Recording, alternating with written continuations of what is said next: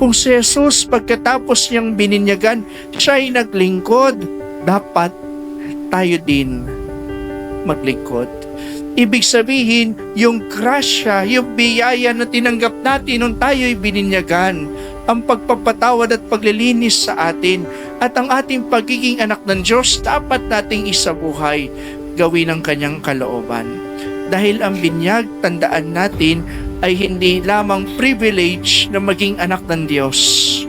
Ito rin ay responsibilidad na gawin kung ano ang kalooban ng Diyos. At ano ang laging kalooban ng Diyos? Walang iba kundi kabutihan. Kaya kapag hindi mo ginagawa ang kalooban ng Diyos, anong ginagawa mo? Yung kabaliktaran ng kabutihan. At ano yun? Kasalanan.